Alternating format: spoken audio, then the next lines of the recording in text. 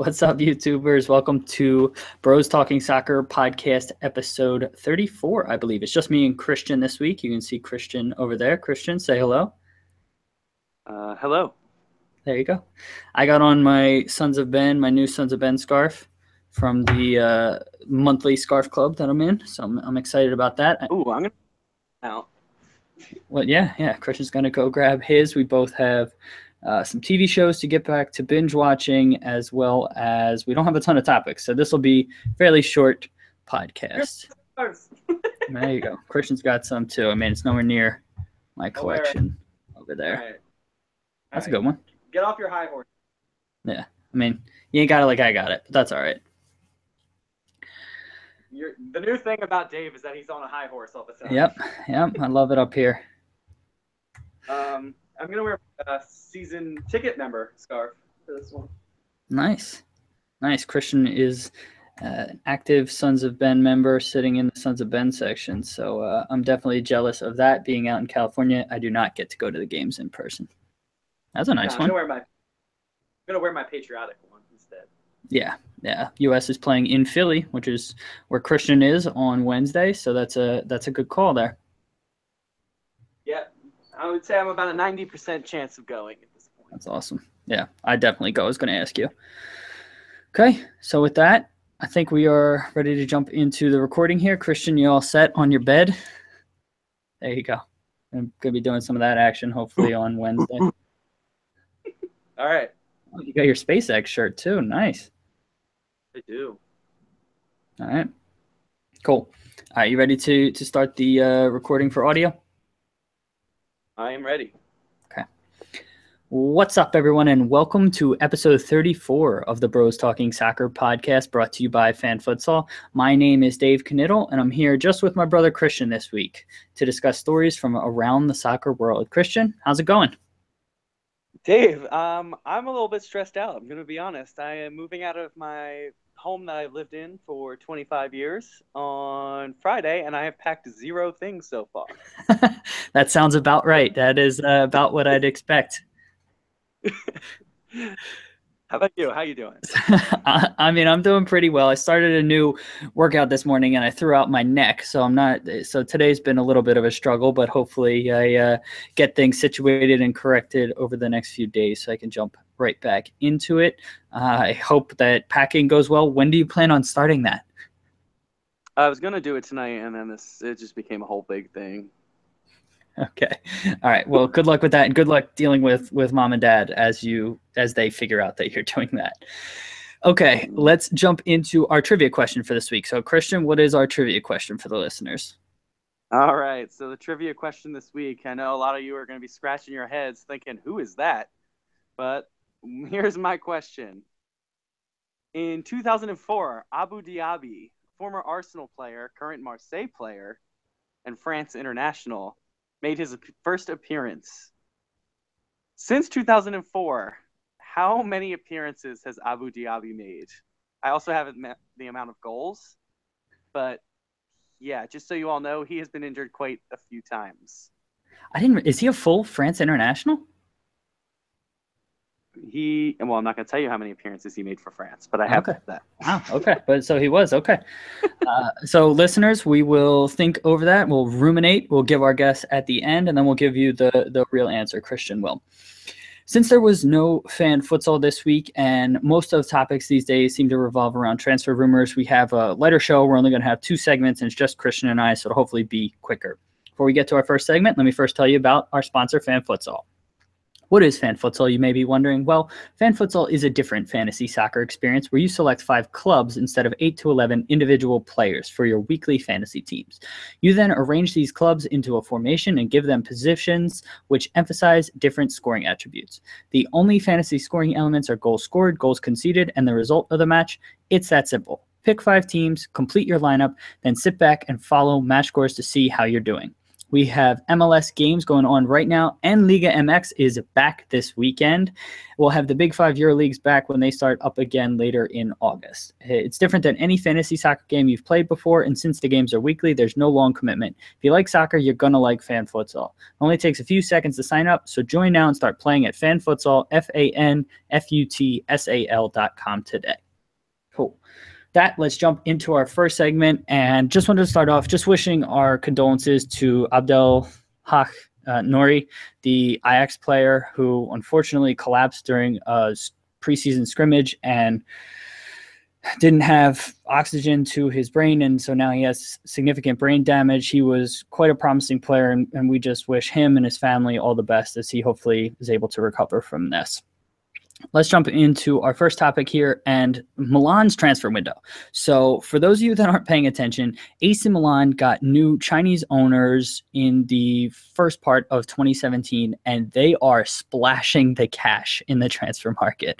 They have signed Leonardo Bonucci from Juve, who's regarded as one of the best defenders in Serie A. They've signed promising talents in Andre Silva, Hakan Chahanoglu. I can't ever pronounce that right. I think that's close enough. Fabio Barini, who's probably not the greatest signing, but still big names that they're bringing in. They were able to re-sign their promising goalkeeper Donnarumma. Christian, have you ever seen a transfer window like this where clubs so many players to improve their roster so quickly? Yeah, we have seen this. I feel like we've seen this a lot of times. Man City did it a couple of years ago. Real Madrid did it in 2009.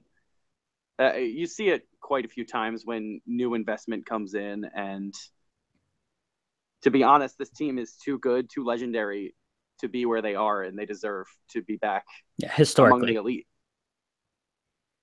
Yeah, yes. But these signings that they're making are big name players. Leonardo Bonucci is one of the best signings probably of the summer. Nobody saw it coming. It was like out of the blue. Yeah. I know, was it Francesco Totti who said he would never have expected it to happen? There were a lot of people who were just taken back by the fact that Milan are really coming in seriously. Lucas Biglia, the Argentina center mid, he's another one. I don't know if you mentioned him. Nope, I didn't, but Ricardo Rodriguez, the left back from Wolfsburg, is one of the best left backs in the world, in my opinion. He's still only 24, and he has a lot of potential. Musacchio at the back. Every single position almost, they brought in someone, and they had a lot of young talent already around them. So I think they're going to be a surprise package this season. Yeah, and now there are rumors that Morata, the Real Madrid striker, may be going there, and that's just absolutely crazy. So with all this effort, do you think that they are legit contenders in Serie A with Roma and Juve and Napoli? Or do you think that it's still too early? But I think they're a year away. Okay. I think it's too early, and it takes a time for teams to gel. We saw that with, I would say, Madrid and City, and even PSG. These teams that spend huge amounts of money, it takes a little while, but they get it right eventually. Yeah, and Tottenham too. After the Bale sale, they bought a bunch of players, and a lot of people said that they were bad buys. But if they eventually got some time and they started to gel and they started performing, and you see the benefits that they're reaping from that these days. So yeah, I think I'm on board with you. I think that moving to a different league and getting all these new players in is going to take time to gel. But I think that they're definitely going to be competing for Champions League spots. I just think that they're probably a year away from the Scudetto competition. So I'm with you there. Let's change gears, stick in the transfer market, but let's move over to Serbia. I feel like we don't talk about Serbia enough on this podcast. So we're going to talk about Red Star Belgrade, who is one of the dominant clubs, I think the dominant club in the Serbian league. And they've had some interesting transfers over the years in the sense of they're this dominant club and they have all this youth Serbian talent, but they lose their players or they sell their players for relatively cheap transfer fees, and never really understood it. Last year, it was Marko Guric to Liverpool. I think I'm pronouncing that right, or at least I'm close enough. And then this year, the club lost, I think they're twins, at the very least, their brothers, Ilic, from Red Star Belgrade. They just moved to Man City for something like less than 10 million euros. So all that in this market, it seems crazy to me. So Christian, why do you think that they're accepting kind of these minimal fees in this crazy overinflated market? Any ideas? It's really hard for me to imagine just accepting that for a lot of these high profile young players. I know Marco Grujic, a lot of big name teams were after him, and Liverpool got him for £5 million. I still, to this day, cannot believe that happened. And I know there was a lot of legal issues, and that his dad was a main factor in forcing through the move, which seems to be the case in a lot of these young players' moves, which Yeah. is a whole other issue that we can discuss another time. But I can't imagine that's going to happen in all these cases. I don't know why these teams, maybe they're really strapped for cash and they need the investment now, but Yeah. they could be getting so much more by holding out a few months even. Yeah, and it doesn't make sense. My only thought would be that they are inserting crazy sell-on clauses that if the club that they sell them to then sells them, or that there's, maybe some, so in that sense, so they sell them to Man City, and if Man City ever sells them, they get 30% of the transfer fee or something along those lines. Those numbers are just pulled out of nowhere. Either that, or these numbers that are being reported are just the initial down payment, and there's all kinds of add-ons and things like that, because it's not making any sense to me. And it can't all be they're in weird legal situations like every single one of these players. Well, I don't know. Serbia is an interesting place, so I shouldn't say it can't be, but it would just be a little bit surprising if that were the case. I think it's a combination of those two things that you mentioned with the add-ons and the sell-on clauses. But and also I just want to throw out that one is 16 and one is 18. So they are not twins, but they are brothers, and Okay. they're very young. So I still just cannot believe that a team with these young players in this market, I know they're not in a high profile league and teams aren't going to pay over well, whatever the odds are there, they're going to pay over, but they're not going to be spending world record fees for these guys. But to be paying what, I don't even know how much they're paying for these guys. Did we get a number? I think it was less than 10 million. I think I saw like £5.5 million, I think. So land both together? I believe so. What it looks, it's 5.5 million euros, not even pounds. Okay, euros. That's a ripoff in this market, and that's excellent business by City. But I don't know how Red Star Belgrade can possibly justify allowing that to happen. Yeah, because I mean, you see what's going on in Brazil. A club in Brazil sold Vinicius Jr. I don't know if I'm pronouncing his name right, but a 16-year-old to Real Madrid for £37 million, I think, something absurd like that. And he only had a handful of first-team appearances. Granted, Brazil's a more established market, but Serbia won the U20 World Cup 2 cycles ago, so not the most recent one, but the one previous. And they have a ton of promising players. For them to only get this amount of players, something just is not adding up. And so I'm just really curious. So I'll try to do some more research and try to find out some more information about all that, because it's just not making sense to me. Unless the players are really like they're taught coming in, you are going to be sold on, and there's just no arguments, and they really just grant the wishes of these players when a team comes in and they want to go. But that's just I find that I would doubt that, just because of the way, again, making generalizations here, but Eastern European clubs are notoriously known for not being player friendly and looking out for themselves first and foremost. So I would be shocked if that were the case.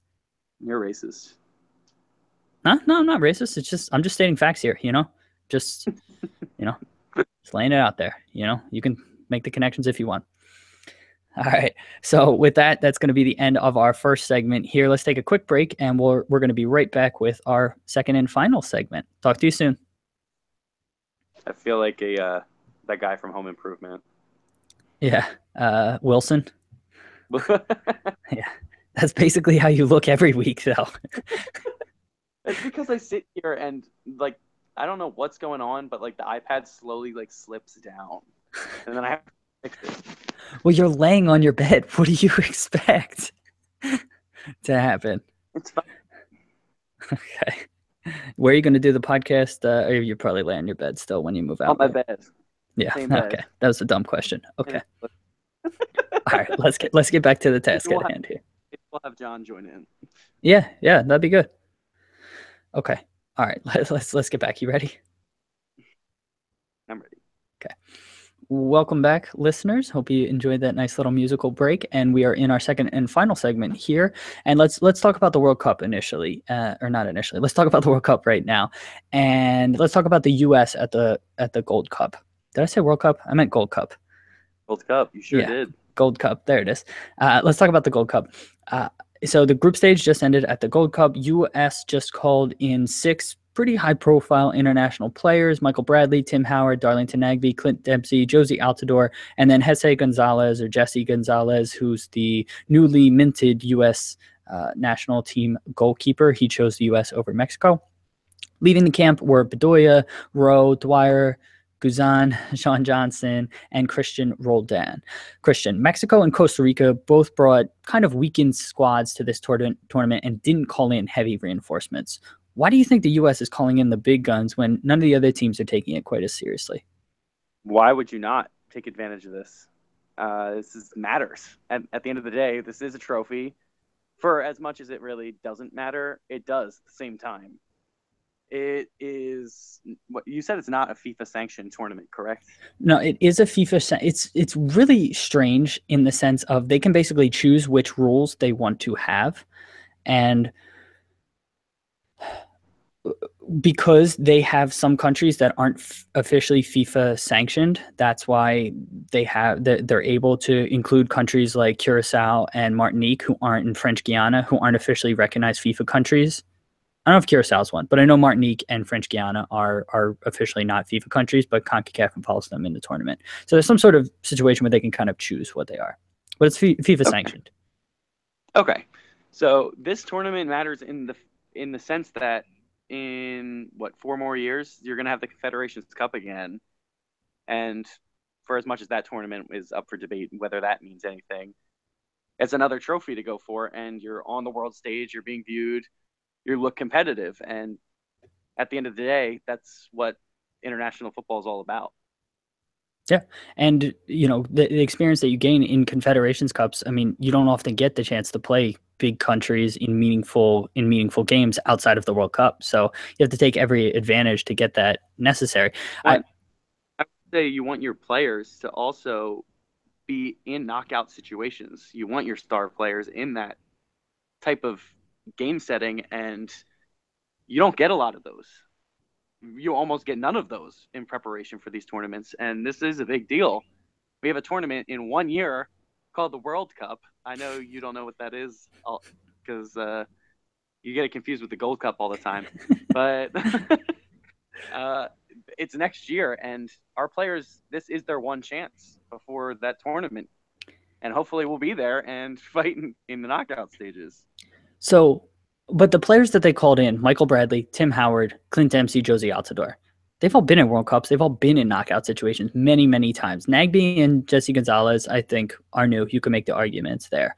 But the players left outside of Bedoya, all of them are fairly new to the setup. And Guzan actually hasn't played in World Cups. So would he have benefited more from staying there? And the other players, they haven't been through a knockout phase in an international tournament either. So would it be better to get your depth guys some of that experience in knockout games where the big guns you're already calling in have that experience?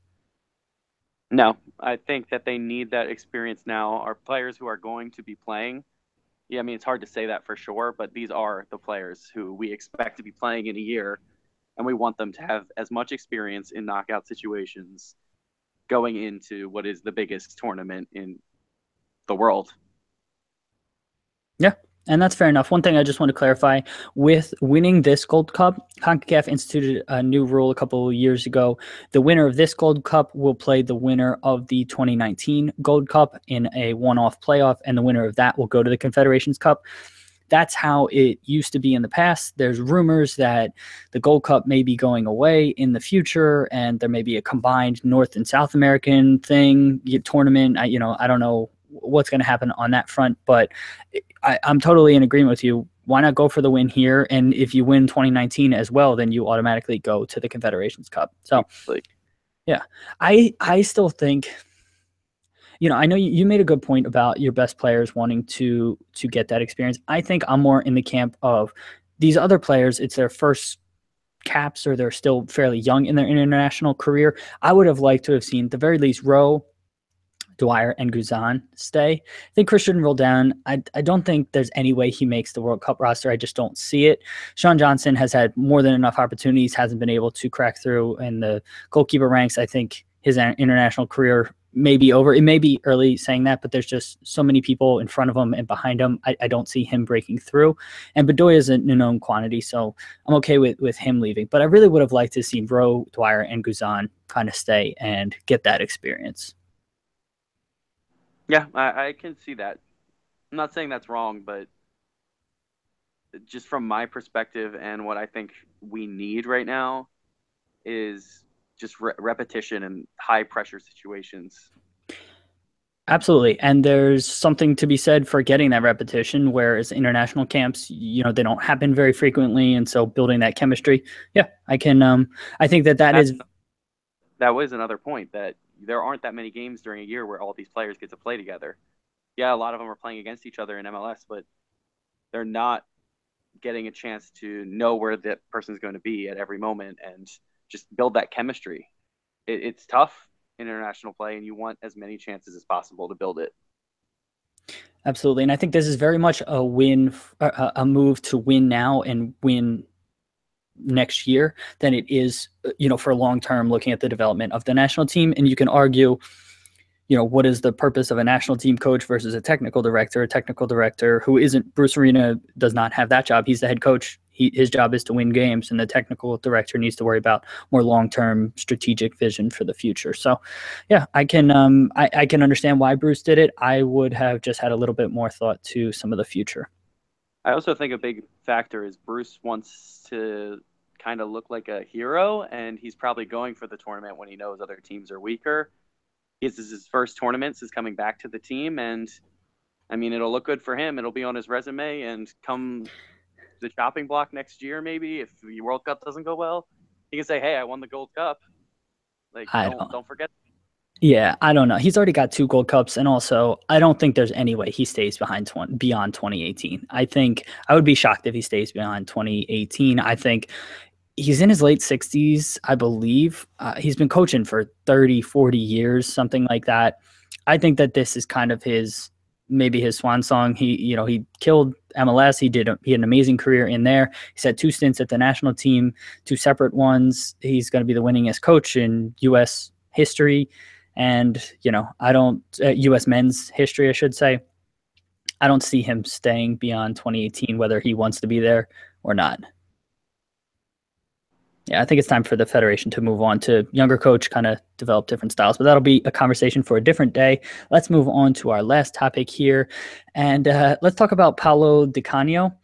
He had some comments recently about Lazio and Roma not challenging, but being more concerned with kind of each other in a rivalry. And it boiled down to basically them having a lack of ambition. So he said that they're constantly challenging for 4th through 8 in Serie A and only caring about what each other do. And they're not even paying attention to Juve, who should be the one that they're trying to go after. They're in Lazio and Roma are in Rome, big city.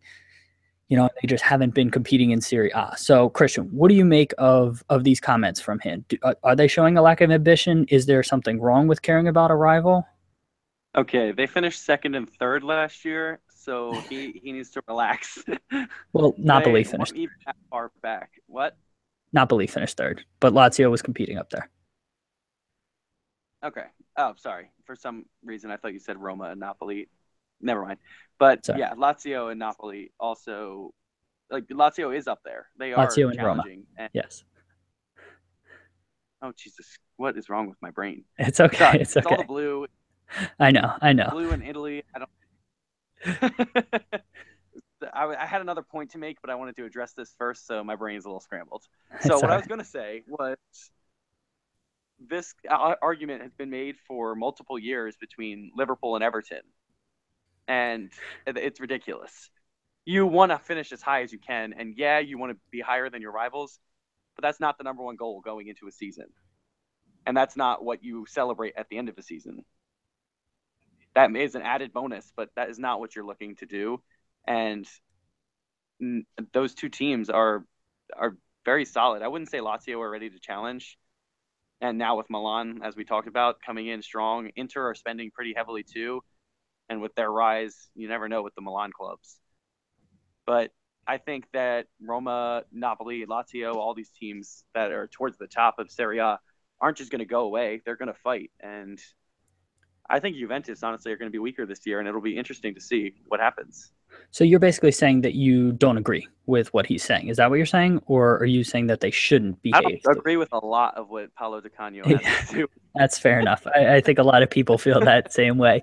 And so it's funny you brought up the Liverpool Everton, because that was immediately when I heard these comments, my mind jumped to that sort of comparison as well, because they're obviously heated rivals. But at the end of the day, they're still competing in the league, and still that's what's more important. And I think Lazio and Roma is kind of a same situation. Also, Roma brought in Monchi, who's their new technical director, who was the Sevilla technical director. Did I mispronounce that? I don't know. It sounds funny to say munchies. Monchi, yeah, Monchi. Yeah, I don't know how to pronounce it, but he was a technical director at Sevilla for something like 17 years. He built them into an incredibly stable and competitive club. They have had numerous youths and young talented players come through their system, and Roma poached them from Sevilla, poached him from Sevilla. And I think it clearly shows an intent of ambition from them when they did that. So I don't know how he can possibly really justify these comments.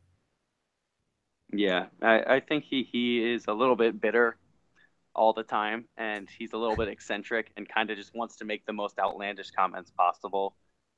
And that's kind of what his job is now, and it's probably a good fit. But I don't really agree with what he has to say. Yeah, I don't either. So I'm on the same page as you. Okay. So with that, listeners, that's our podcast for this week. Christian, is there anything else you wanted to mention about this topic or any other topics before we get to our trivia answer? No, I'm not thinking. The only thing I could think of was if this whole thing with Aguero going to Chelsea goes through, I'm going to punch somebody in the face. Yeah.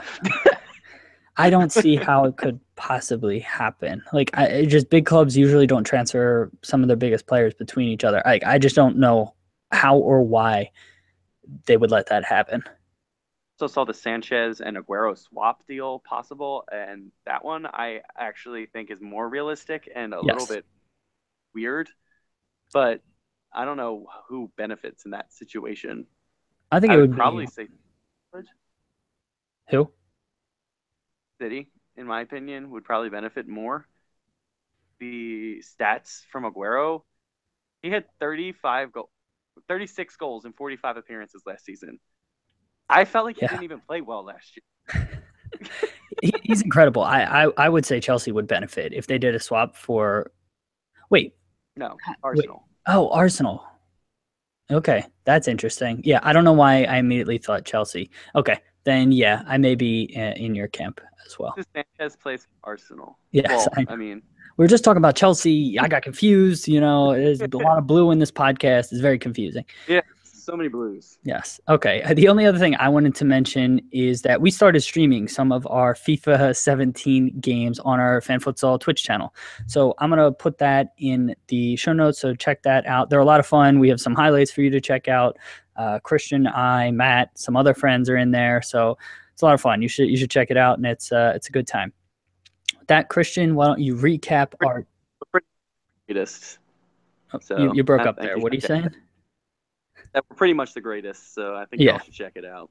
Yep, definitely. All right, Christian, what's our trivia question? Our trivia question this week was about Abu Dhabi, the man who has been very much forgotten by a lot of players, a man with so much promise. But it happened. So since 2004, Abu Dhabi has made how many appearances, both internationally and domestic, combined? Okay. I have it separated out if you prefer it that way. But I also have his amount of goals he has scored as well, if you would like to take a shot at that one. Okay. I'm going to guess 11 appearances. What do you say? I just wanted to throw out, just to help you all out, that is a lot of years. So just think about that before you put like 20. Okay. Okay. Okay. All right, so I'm going to say 11 appearances for France because I don't think he had too many appearances for France. And domestic appearances, I'm going to put at 98. So what is that? 109 appearances total over 13 years. I don't know. That could be way low. And goals, I'm going to say, isn't he a central midfielder? He was a central midfielder. Yeah, I'm going to put goals at like 8. I don't know. I can't ever remember hearing him score. So that's what that's gonna be my guess. Scored Champions League quarterfinal at Anfield.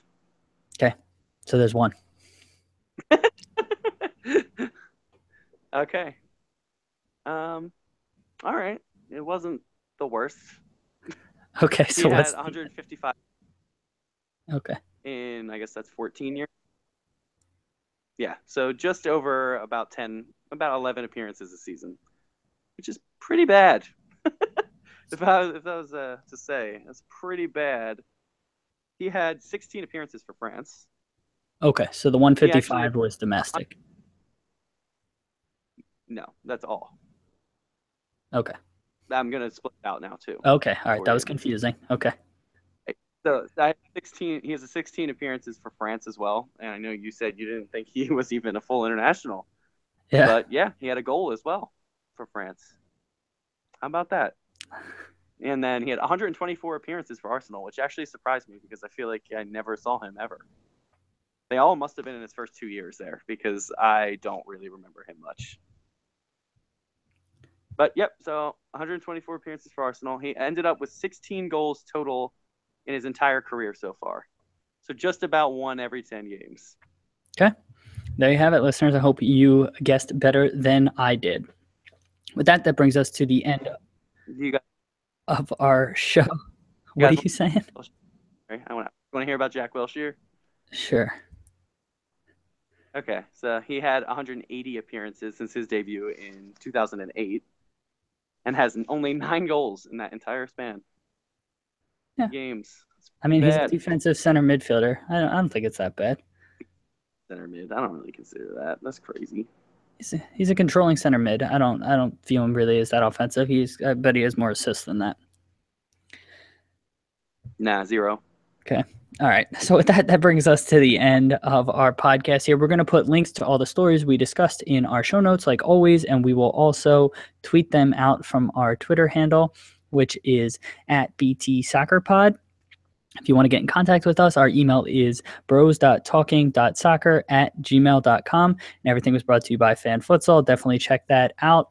Cool, awesome, fun way to play fantasy soccer. We're coming out with a new feature soon, so get excited about that. It's going to be like a little mini league World Cup style tournament that you can play with friends over 4 to 8 weeks. So get excited about that. Christian, thanks for being here and talking with me this week. And thank you to all the listeners for taking some time to spend with us.